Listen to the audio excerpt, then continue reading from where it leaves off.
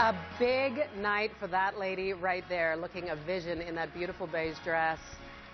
Kate Blanchett winning Best Actress for her part in Blue Jasmine. Back here live at the Montage in Beverly Hills, where last night we saw Hollywood celebrate the best of the best during the 86 Academy Awards. Joining me now, my friends, to break it all down, Joseph Kapsch, the executive editor of TheWrap's.com, and Pete Hammond, editor at Deadline.com. Neither of them have had a lick of sleep, but this is when we shine, gentlemen. Is it not? Is it not? Yes. The Super Bowl of Hollywood. How are you doing this morning? Great. Let's talk about Gravity. I don't mean to rub it in, but I think y'all got that wrong. Yes. I got that. Yeah. Well, You got that wrong. I did too. I thought Gravity might sneak in. Look, it won 7 Academy Awards. Academy Awards. Only Cabaret, which won 8 and lost Best Picture in 1972, has won more without winning Best Picture. Right. This is really a big deal. But Gravity was loved for its technical expertise. And the director was recognized, exactly. Alfonso Cuarón winning the Best Director. Well, sort of, and the night was going, the way the night was going, it was sort of feeling like the coronation of Gravity. It and kind of looked like the writing was on the wall, Yes. but Yeah. it wasn't. It was 12 Years a Slave. No, but that's what we've seen in award shows time after time this season. Yeah. 12 Years a Slave goes along, loses, and then it wins Best Picture. Right. It's really a weird year. And the folks from Gravity can feel good about their evening, as you said, Absolutely. seven awards to go home with. And that's great. And that was the thing about Gravity. It was a movie that other people in the film industry that make movies really respected. Right. So, They do, but science fiction, of which it falls into that, Right. has never won the Best Picture prize at the Oscars. There seems to be a little bit of snobbery towards that genre.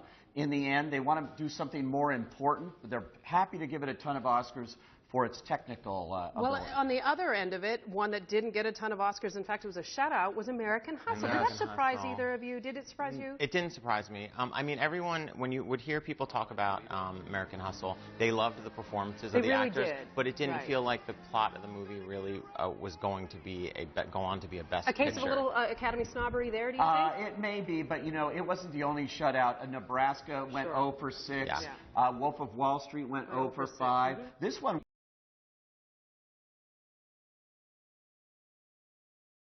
point. Both had 11 nominations with no wins. Can we further shine the light on our Lupita?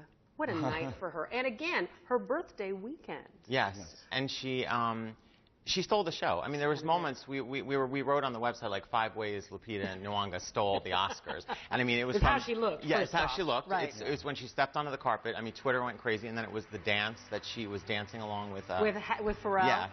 And no, I think that the world is her oyster right There's now. something about that first-time winner. You know, I think that folks at home can really recognize themselves in somebody that's getting that first time. Absolutely. And I think she said that in her speech, too. She said, this is for you who are out there that want to see that you can do it. She's from Kenya, you know, a first-time movie. And she's got the #1 movie of the weekend, too, nonstop, the Liam Neeson movie. Yeah. She's in that movie, too. Things are looking up for her. I mean, the world is her oyster now, really, For isn't sure. it? And what was the quote? It was, no matter where you're from, your dreams matter. And she talked about this embarrassment of riches.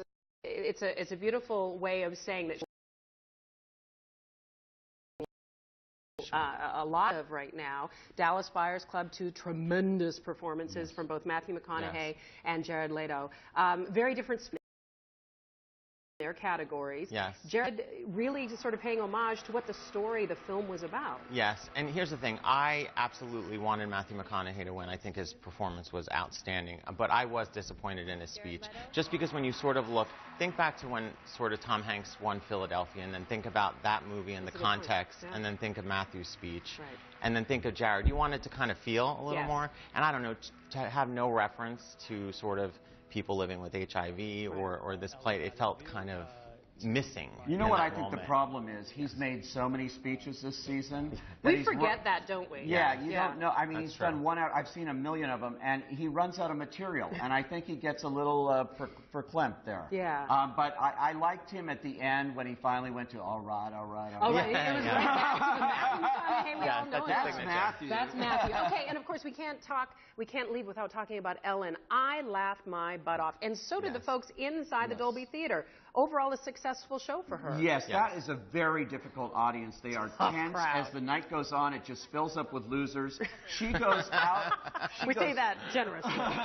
She goes out in that audience and serves up pizza and gets people to put money in. She was fun, and that's what the Oscars should be. Right, and not too stuffy. Yeah, and I thought she did a great job. It was the most interactive show I think I was just going to say that. She's also, what I thought is she's like the Oscar host of our time, meaning like she engages, she uses Twitter, she knows how to like work. She was doing exactly what makes her daytime show successful. And that she applied that. She took. The selfie, brilliant. Instant Oscar. It really is. Yes. It's an Oscar classic. It was one of the moments. We made a point of saying that was one of the moments. There it is right there. And I love that Junior Lupita's brother in there. Julia Roberts having the time of her life. Even Kevin Spacey getting in the mix. Of course, poor Liza got shut out. Can we just talk about Liza? She's, you know, not a tall woman, but she's at the back of that crowd. Yeah. Liza Minnelli, some saying it wasn't her night. What do you think? No, well, you know, I think it's great that she was there. A tribute to her mother and to the Wizard of Oz. Somebody told me, though, why wasn't Liza singing the song instead of Kate?